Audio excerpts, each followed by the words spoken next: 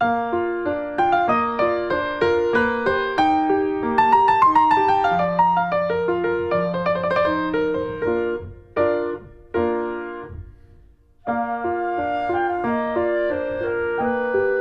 Friends, अर्पणामती चॅनलवर तुमचे खूप खूप स्वागत आहे। पावसाळा चालू झाला आणि त्यातच श्रावण महिना चालू झाला की आपण आळूच्या पानांपासून छान छान पारंपरिक रेसिपी बनवत असतो। आळूवडी, शिऱ्यातली आळूवडी, अगदी पेल्यातली आळूवडी सुद्धा आपण बनवतो। आळूची आमटी सुद्धा बनवतो। पण मी आज तुम्हाला ह्या आळूच्या पानांपासून अगदी चविष्ट असे आळू रोल कसे बनवायचे ते दाखवणार आहे। अगदी चटपटीत होतात आणि स्वादिष्ट असे हे आळू रोल लहान मोठे सगळ्यांनाच आवडतात आणि झटपट सुद्धा होतात। चला तर मग वेळ न घालवता रेसिपीला सुरुवात करूया।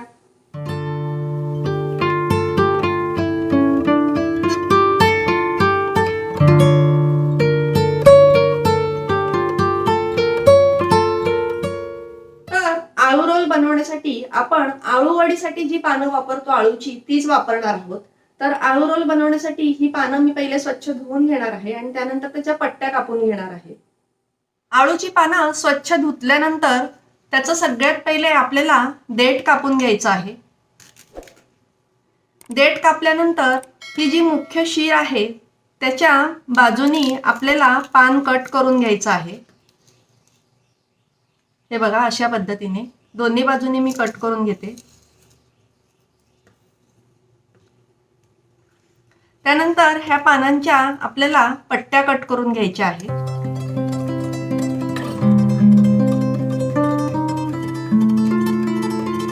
हे बघा, अशा पद्धतीने मी आळूच्या पानांच्या ह्या पट्ट्या कट करून घेणार आहे।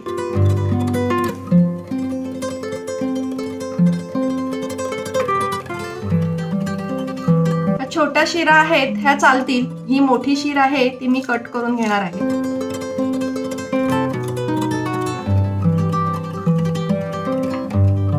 पट्ट्या कट करून घेतल्यानंतर जर थोड्या जास्त जाड शिऱ्या असतील तर त्या सुरीने अशा पद्धतीने काढून घ्यायच्या आहेत।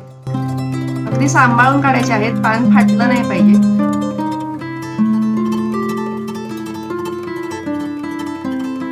तर अशा पद्धतीने जेवढ्या हव्या तेवढ्या मी पट्ट्या कट करून घेतलेल्या आहेत। हे बघा, जेव्हा आपण आळूच्या पानांची कोणतीही रेसिपी करतो, आळूवडी करतो, तेव्हा त्या पानांची खाज निघून जावी म्हणून आपण त्यामध्ये चिंचेचा कोळ वापरतो।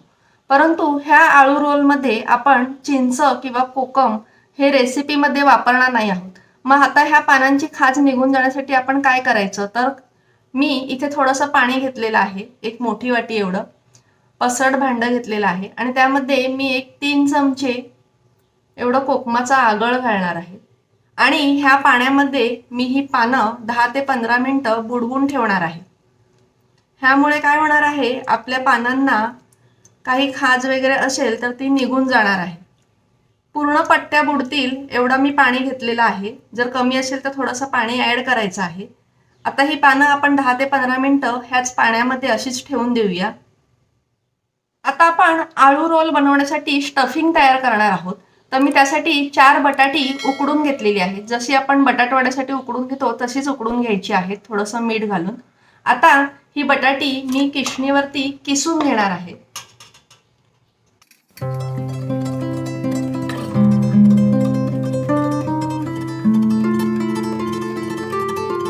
तर बटाटा आपण किसून घेतलेला आहे। आता आपल्याला स्टफिंग बनवण्यासाठी ठेचा बनवून घ्यायचा आहे। तर ठेचा बनवण्यासाठी मी भरपूर सारी कोथिंबीर घेतलेली आहे, एक मोठा आल्याचा तुकडा घेतलेला आहे, भरपूर सारा लसूण घेतलेला आहे, एक 10 ते 15 कळ्या आणि 7-8 हिरव्या मिरच्या घेतलेल्या आहेत। आपण झणझणीत असा जाडसर ठेचा करून घेणार आहोत। जर तुम्ही नैवेद्यासाठी हे रोल बनवत असाल तर तुम्ही लसूण स्किप करू शकता। तर आता हे सर्व साहित्य मी बारीक कट करून घेणार आहे आणि त्यानंतर त्याचा मिक्सरमध्ये जाडसर ठेचा करून घेणार आहे।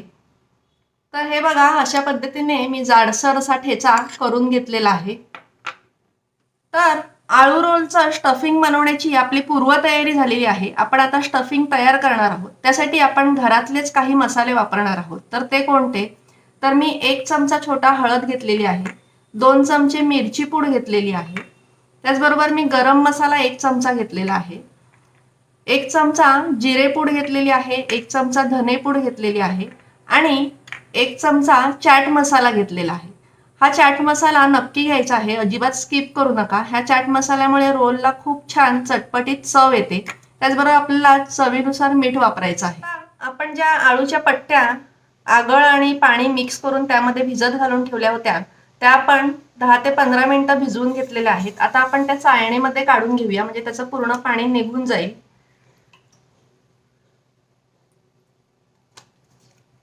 थोड्याशा मोकळ्या करून घेऊया, म्हणजे त्यामध्ये पाणी राहणार नाही. मी गॅसवरती कढई तापत ठेवलेली आहे आणि त्यामध्ये अगदी मी 1 ते 1.5 चमचा एवढंच तेल घालणार आहे. फार तेल घालायचं नाहीये. आपल्याला फक्त ठेचा परतून घेण्यासाठी तेल लागणार आहे. असं तेल गरम होऊ देऊया. तेल चांगलं तापलेलं आहे. आता आपण गॅस कमी करूया आणि आपण जो ठेचा करून घेतला होता तो आपण घालूया.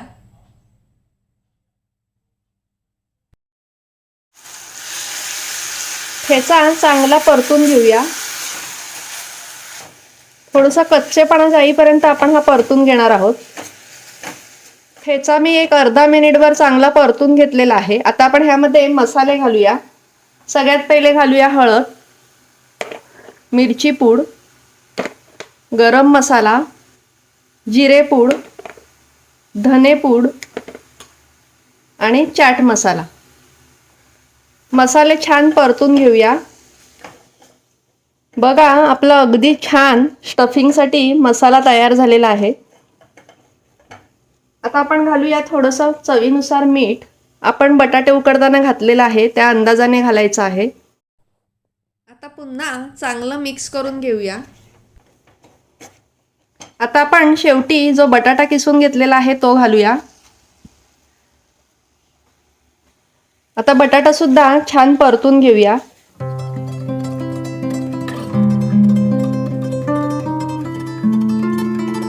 आता मी वरून बारीक चिरलेली कोथिंबीर घालणार आहे.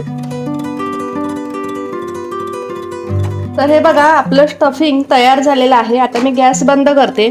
आता हे आपण पूर्ण थंड करून घेऊया. अशा पद्धतीने स्टफिंग बनवून तुम्ही फ्रीजमध्ये डब्यात भरून ठेवू शकता आणि आयत्या वेळी हवे तेव्हा तुम्ही आळू रोल बनवू शकता.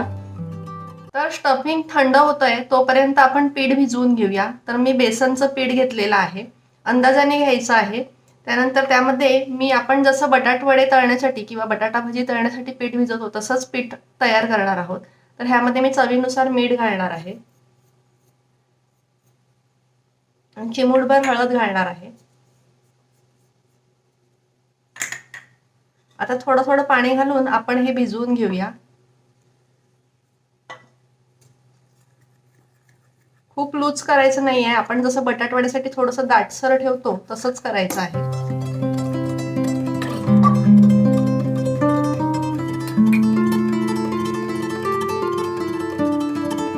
तर हे बघा, सरसरीत आणि थोडंसं दाटसर असं आपण हे पीठ भिजवून घेतलेलं आहे. तर फायनली आपलं स्टफिंग थंड झालेलं आहे आणि रोल बनवण्यासाठी रेडी आहे. आणि हे आगळमध्ये बुडवून ठेवलेली पानं सुद्धा छान ड्रेन झालेली आहेत, त्यातलं पाणी पूर्ण निघून गेलेलं आहे. आता आपण रोल तयार करूया. तर एक एक पट्टी आपल्याला घ्यायची आहे आणि त्यावरती हे थंड झालेलं स्टफिंग ठेवायचं आहे आणि पूर्ण पानाला पसरवून घ्यायचं आहे.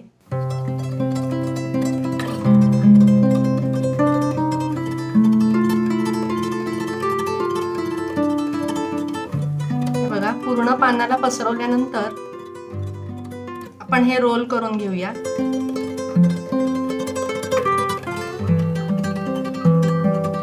थोडंसं सारण बाजूने आपण भरून घेऊया. बटाट्याचं सारण असल्यामुळे रोल व्यवस्थित बंद होतो. अगदी आपल्याला त्याला काही बांधावं वगैरे लागत नाही. तर अशा पद्धतीने आपण सगळे रोल तयार करून घेऊया.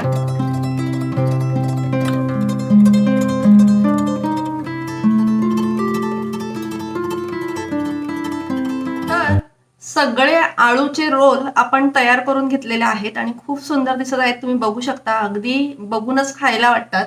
तर आता आपल्याला फक्त ह्या पिठामध्ये रोल बुडवायचे आहेत आणि बटाटवडे जसे तळतो तसे डीप फ्राय करून घ्यायचे आहेत की चटपटीत असे आळू रोल खाण्यासाठी तयार होणार आहेत. त्यापूर्वी मी ह्या बेसनच्या पिठामध्ये थोडंसं चिमूटभर खायचा सोडा घालणार आहे. ऑप्शनल आहे, नाही घातलात तरी चालेल, पण घातला तर छान कुरकुरीत आणि क्रिस्पी आपली रोल तयार होतात. मिक्स करून घेते. आता आपण आळू रोल डीप फ्राय करून घेऊया. तेल चांगलं तापलेलं आहे, आपण गॅस कमी करूया आणि एक एक रोल आपण पिठामध्ये बुडवून छान घोळवून तेलामध्ये सोडणार आहोत. जसं आपण बटाटे वडे तळतो त्याच पद्धतीने हे सोडायचे आहेत.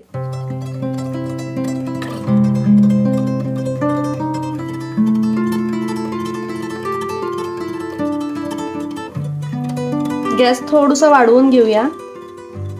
अर्धा मिनिटभर आपण असेच ठेवणार आहोत आणि त्यानंतर ते फिरवणार आहोत. आता अर्धा मिनिट झालेला आहे, आपण अलगद फिरवून घेऊया. हलक्या हाताने फिरवायचे आहेत. बेसनचं बॅटर आहे ते थोडंसं घट्टच ठेवायचं आहे, म्हणजे त्याला कोटिंग छान होतं.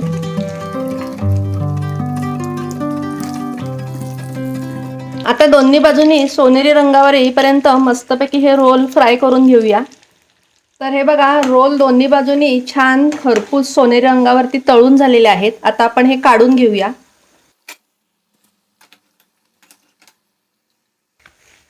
अतिशय चविष्ट लागतात. अगदी तुम्ही वडापाव किंवा खिमा वड्याला सुद्धा विसरून जाल इतकी ह्याची टेस्ट अप्रतिम लागते. तुम्ही नक्की ट्राय करा. आता ह्याच पद्धतीने मी सगळे रोल तळून घेते.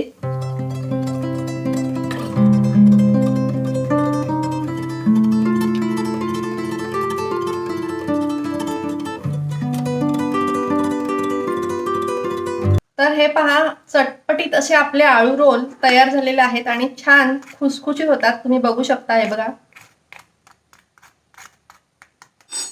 अगदी छान वरतून कुरकुरीत असं कोटिंग होतं आणि आतून तितकेच स्वादिष्ट, चटपटीत, झणझणीत असे हे आळू रोल लागतात. तर ह्या श्रावण महिन्यामध्ये किंवा गणपतीमध्ये तुम्ही नक्की हे ट्राय करा. तर आळू रोल मी आता खाऊन बघणार आहे.